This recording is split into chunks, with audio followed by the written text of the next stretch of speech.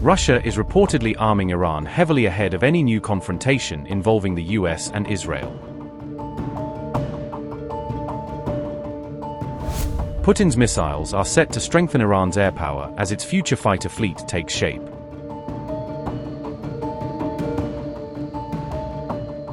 A drones for aircraft arrangement is back in focus as Russia reportedly prepares to deliver Su-35 jets to Iran. Putin is reportedly giving Iran lethal missiles to help counter potential US and Israeli attacks. Russia has reportedly sold at least 327 air-to-air and air-to-ground missiles to Iran.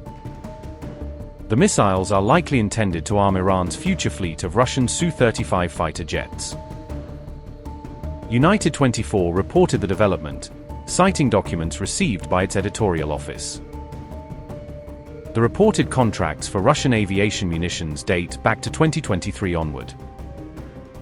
These aviation munitions are reportedly intended to help counter American and Israeli attacks. Kh-38 is an air-to-surface guided missile with a reported range of up to 40 kilometers. The K-73, also known as the R-73, is a short-range air-to-air missile.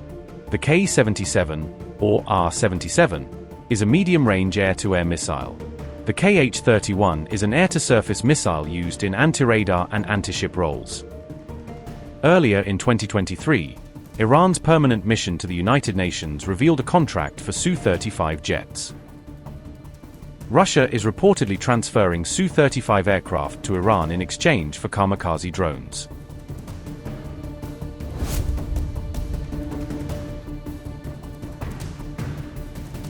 Amid a new round of tensions between Iran and the West, Iran's Revolutionary Guard is reportedly on track to receive its own dedicated long-range fighter jets, giving the force independent reach far beyond Iran's borders. Russian defense-linked sources say Iran has ordered 12 Sukhoi 30 SM-2 fighter jets, according to specialist reporting, signaling a significant expansion of Tehran's high-end aviation arsenal. The aircraft are expected to arrive second-hand from Russian Navy or Aerospace Forces units around 2027, implying that current Russian squadrons will give up jets to fulfill the Iranian order. Iran has already ordered dozens of Sukhoi 35s and is said to be eyeing Sukhoi 57s as well, creating questions about how it will manage such a diverse mix of Russian fighter types in maintenance and training. Analysts argue the Sukhoi 30 SM-2s are technically less capable than the Sukhoi 35s but may be tailored for the Revolutionary Guard's needs, focusing on ruggedness, multi-role flexibility, and ease of operation over cutting-edge performance. The Sukhoi 30 SM-2 is a twin-engine long-range fighter designed to perform both air superiority and precision strike roles, allowing it to switch between hunting enemy aircraft and hitting ground or sea targets. It carries a powerful radar suite and advanced multi-role combat systems, giving pilots the ability to track multiple targets and fight effectively in complex airspace. The jet can be armed with guided glide bombs, modern air-to-air missiles, and a range of air-to-ground munitions, making it a flexible platform for both offensive and defensive missions. It is compatible with electronic warfare pods, reconnaissance sensors, and targeting pods, letting the same airframe jam radars, collect intelligence, and direct precision strikes. The aircraft is designed for long-endurance sorties across vast operational distances, a key asset for a country like Iran that must cover large territory and distant front lines. In some configurations, the Sukhoi 30 SM-2 can serve as an airborne command and control node, coordinating other aircraft and drones during complex combat operations.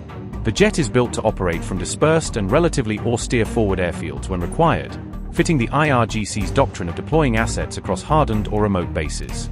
It is considered rugged and combat-proven, and is generally seen as easier to maintain than Russia's newest stealth fighters, an important factor for sanctions-hit Iran. Operationally, it is viewed as less complex than the Sukhoi 35 or Sukhoi 57, which could make it more suitable for rapid introduction into IRGC service with limited pilot and technician pipelines.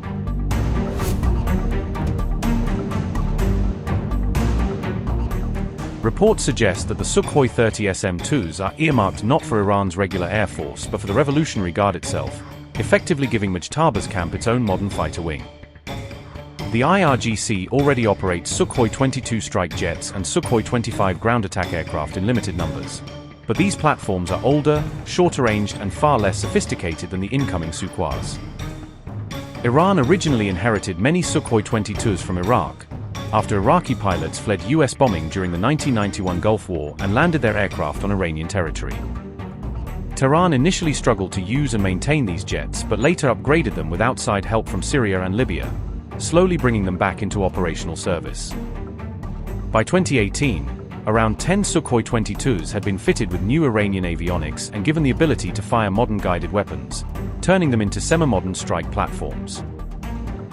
These upgraded Sukhoi-22s can now launch air-launched cruise missiles and share targeting data with drones in the field, giving the IRGC a crude but functional manned-unmanned teaming capability. Even so, the underlying Sukhoi-17 and Sukhoi-22 design dates back to the 1970s and is now seen as badly outdated for distant, high-threat operations against modern air defenses. Replacing these aging jets with Sukhoi-30 SM-2s would represent a major leap, shifting the IRGC from maintaining relics to operating modern multi-role fighters capable of shaping battles across the region. All of this is unfolding even as Russia's president insists Iran never asked for weapons and Moscow has not supplied any, creating a sharp contrast between public denials and reported plans on the ground.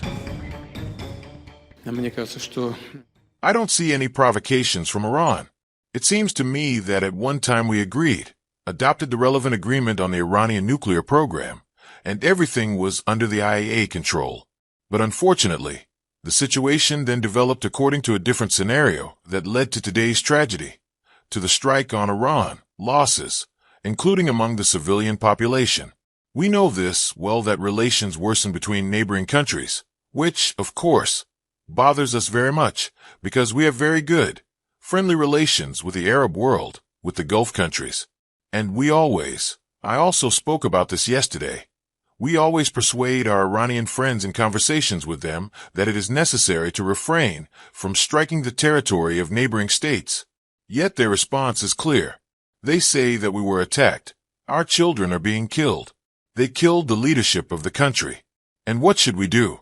We are forced to respond in this way. In this sense, the situation is not easy for us. We have very good relations with Iran. We are neighbors, and with the Arab countries as well. And, frankly speaking, this puts us in a difficult situation. We keep in touch with Washington, Tehran, and Tel Aviv. I have no reason to speak of any misconceptions by Mr. Trump. He is a mature person, a very experienced politician, and it is unlikely that anyone has the opportunity to exert any external influence on him. Israel's concerns are well known. They are related to their perception that Iran is striving to create nuclear weapons, although Iran has repeatedly stated before, and now says that it has no such plans. We have no reason not to believe this, because we also have no evidence that Iran is striving to create nuclear weapons. But Israel has such concerns, and the main problem is the absence of trust between the sides. In this regard, I would like to point out that we are in contact with the Americans and the Israelis on this matter. Everyone keeps assuring us that there were random shell strikes near the station. Everyone assures us that this is an accident, and it will not happen again. I have no reason to believe that we are somehow being misled. We have talked with the Israelis many times about this, and we see their concern and their readiness to ensure the safety of the nuclear power plant in Bushehr. By the way, there is a completely different situation at the Zaporizhzhia nuclear power plant, where Ukrainian troops constantly strike at the station's disease, or recently completely have lost their heads, striking directly at the reactor. Thank God, there were no significant consequences. The reactor was not damaged, but of course, it was stopped. In general, the situation there is very dangerous. There is spent fuel and so on. If these containers are damaged, then the question is very serious. Where will these all lead? It is not at all a fact that it will cause consequences only for the Russian Federation. It may touch Europe too. Therefore, the Europeans, who encourage any actions of today's Kiev regime, should think well about this. Think about their own safety, which was unambiguously, but very accurately mentioned by the IAEA head, Mr. Grossi. Information is always disposable. Some modern control means are dual purpose. I think the Iranians, I do not know this for sure, but they could receive information not only from our satellites, but also from others, from commercial ones, which easily and simply implement this as a product on a commercial basis. As for weapons, Iran did not ask us for this, and we did not supply any weapons to Iran. Iran ensures the internal stability of its society.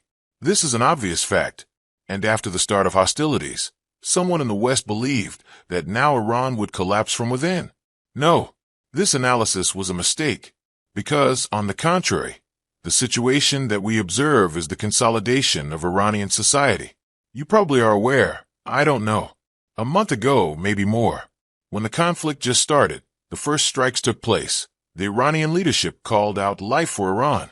Within a week, 5 million people, and now more than 10, voluntarily expressed their desire to give their lives for Iran. This says a lot. The Indian Army largely uses Russian-made equipment. This has traditionally developed since Soviet Union times. Our cooperation with India, as well as with our other partners, is not subject to political conjuncture. No one can tell us, don't supply to India. No one ever tells us this. 603.